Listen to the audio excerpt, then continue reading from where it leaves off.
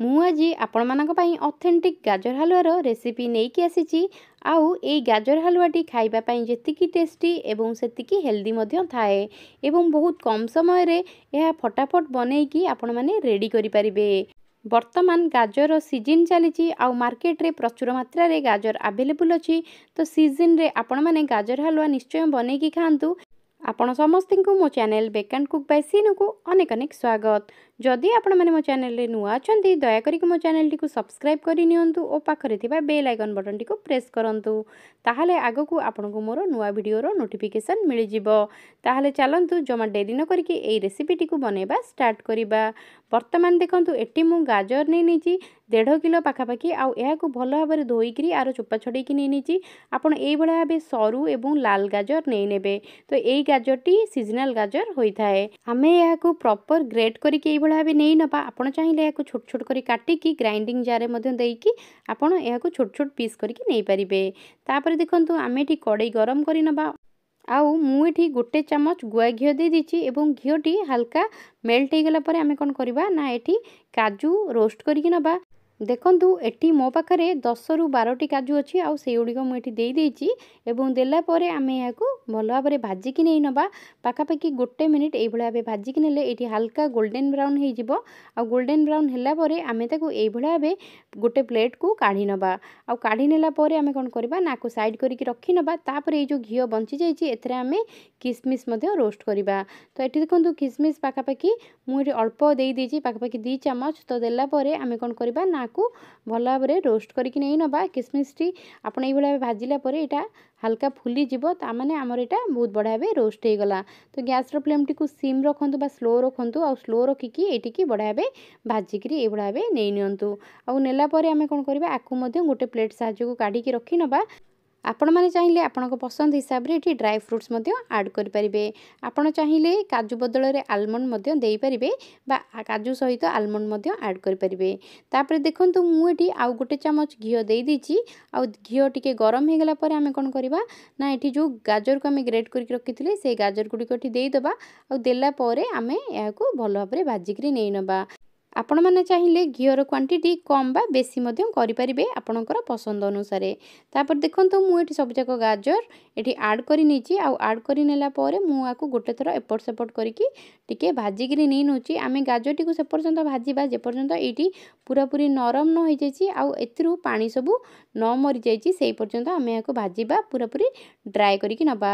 ମୁଁ ଏଠି କିଛି ଲୁଣ ଆଡ଼୍ କରିଦେଇଛି ପାଖାପାଖି 1/4 ଟିସ୍ପୁନ୍। ତ ଲୁଣ ଆଡ଼୍ କଲେ ଆମର ଏଠି ମିଠାଟି ବହୁତ ବଢ଼ିଆ ଭାବେ ବାଲାନ୍ସ ହେଇଯାଏ। ତ ଆପଣ ଯେତେବେଳେ ବି କିଛି ମିଠା ବନାଉଛନ୍ତି ନା ତା ଦେହରେ ହାଲକା ଲୁଣ ଆଡ଼୍ କରନ୍ତୁ।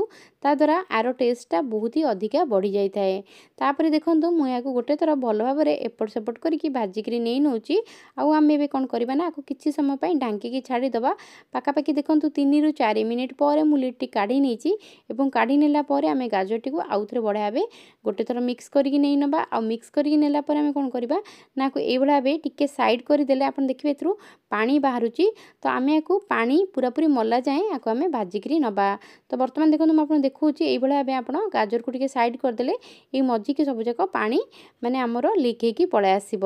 ତ ଯେପର୍ଯ୍ୟନ୍ତ ଆମର ପାଣି ପୁରା ନ ମରିଯାଇଛି ଆମେ ସେ ପର୍ଯ୍ୟନ୍ତ ଗ୍ୟାସ୍ର ଫ୍ଲେମ୍କୁ ଆପଣ ଆଡ଼ଜଷ୍ଟ କରିକି ଆକୁ ଭାଜିକିରି ନେଇ ନିଅନ୍ତୁ। ଯେମିତି ଏଠି ତଳୁ ଲାଗିବନି କିନ୍ତୁ ଭଲ ଭାବରେ ଭାଜି ହେଇଯିବ। ବର୍ତ୍ତମାନ ଦେଖନ୍ତୁ କିଛି ସମୟ ପରେ ମୁଁ ଆକୁ ଆଉଥରେ ମିକ୍ସ କରିକି ନେଇ ନେଉଛି। ତ ଏଇଭଳିଆ ଭାବେ ମୁଁ ଭାଜିକି କିଛି ସମୟ ନେଲା ପରେ ପାଖାପାଖି 8 ରୁ 10 ମିନିଟ୍ ଏଇଠି ଦେଖନ୍ତୁ ଏଇଭଳିଆ ଭାବେ ବହୁତ ବଢ଼ିଆ ଭାବେ ଡ୍ରାଏ ହେଇଯାଇଛି। ତ ଡ୍ରାଏ ହେଲା ପରେ ଆମେ କ'ଣ କରିବା ନା ଏଠି କ୍ଷୀର ଆଡ଼୍ କରିବା। ମୁଁ ଏଠି ପାଖାପାଖି 750 ml କ୍ଷୀର ଆଡ଼୍ କରି ନେଇଛି। ଆଉ ଏଠି ମୁଁ ଗାଈ କ୍ଷୀରର ବ୍ୟବହାର କରିଛି। ନର୍ମାଲ୍ ଆମର ଯେଉଁ ଗାଈର ପ୍ୟାକେଟ୍ କ୍ଷୀର ଆସେ ତ ସେଇ କ୍ଷୀର ମୁଁ ଏଠି ବ୍ୟବହାର କରିଛି। ଆଉ ଦେଲା ପରେ ଆମେ କ'ଣ କରିବା ନା ଆକୁ ଭଲ ଭାବରେ ଗୋଟେ ଥର ମିକ୍ସ କରିକି ନେଇ ନେବା। ଆଉ ଆମେ ଏଇଭଳିଆ ଭାବେ ଓପେନ୍ କରିକି ଆକୁ ଭଲ ଭାବରେ ଗାଜର ଏବଂ କ୍ଷୀରଟିକୁ ମିକ୍ସ କରିକି ନେଇ ନେବା। ଆଉ ଗ୍ୟାସ୍ର ଫ୍ଲେମ୍କୁ ହାଇ କରିକି ଆମେ କ୍ଷୀରଟିକୁ ମରିବା ପାଇଁ ଦେବା। ମାନେ କ୍ଷୀର ଯେମିତି ମରିକି ଗାଜର ସହିତ ଏକଦମ ମିକ୍ସ ହେଇଯିବ। ତ तो देखो आम से भाव आपको करके नवा आद्वारा यार टेस्टा बहुत बढ़िया आसे। यहाँ प्रॉपर्ली ऑथेंटिक गाजर हलवा ये भाव बना जाए। तो मुझे आपको यहाँ बनईकरी देखूँ देखो आमती आम किसी समय ये भाव आप घाटी घाटी नियंतु टिके टिके आप गोटे गोटे मिनिट अंतर आपको ये भाव घाटिकी नियंतु ताद्वारा यहाँ तले लगनी आ बहुत बढ़िया भाव हो। बर्तमान देखो धीरे धीरे ये कम हो आसला बा ड्राए हो आसला तार क्षीरटा पूरापूरी सुखी गलानी। तो ये आपण 2 ରୁ 4 मिनिट कलापर तापर कौन करेंगे ना अल्प किसी हाफ चामच खंडे गुआ घी आड करें आड कर नेलापर आपको आउ थे भल भाव भाजिकी नहीं नेबे। तो ये करने द्वारा आमको प्रॉपर यहाँ हलवार माने टेस्ट सहित फ्लेवर भी दब कारण जेहेतु आम घी आड करचे उपरू तो यार टेस्ट टिके समथिंग अलग ही लगे आपन को। तापर मुझे पाखापाखि हाफ कप चीनी आड कर देची। तो आपड़ जी मिठा खावाई पसंद करती से चीनी आड करूँ। आपड़ चाहिए चीनी बदल ये गुड़ आड करेंगे। गुड़र जो पाउडर आसे पाउडर जगह आप आड करेंगे ताद्वारा यार टेस्ट बहुत बढ़िया आसीबो आउ एटा आहुरी हेल्दी हो। देखंतु वर्तमान आमर गाजर हलवाटी धीरे धीरे हो आसिलानी। तो आम ये कौन करवा जो ड्राई फ्रुट्स आम भाजिकी रखी से ड्राई फ्रुट ये आड करदे माने काजू और किसमिश आम जो भाजिकी रखी ये देदबा आ देलापर ये भाव गोटे थर मिक्स करके नहीं नबा। तो वर्तमान देखंतु आम यहाँ को मिक्स करके नहीं नीचे आपड़ चाहिए आ बदल आपण मन पसंद हिसाब से ड्राई फ्रुट्स आड करेंगे। तापर देखो मुझे इलायची पाउडर पाखापाखि 3टी ग्रीन इलायची को ये कुटिकी ये आड कर देची आ करदेला आम कौन करवा ना यहाँ ये भाव गोटे थर मिक्स करके नहीं नबा। वर्तमान आमर गाजर हलवाटी देखो बनिकी रेडी हो जाइए। आपण यहाँ टिके ठंडा होला परे सर्व करंतु। मु आशा करुच्ची आपण समस्त को मोर ये भिडियोटी निश्चय पसंद आसथिबो।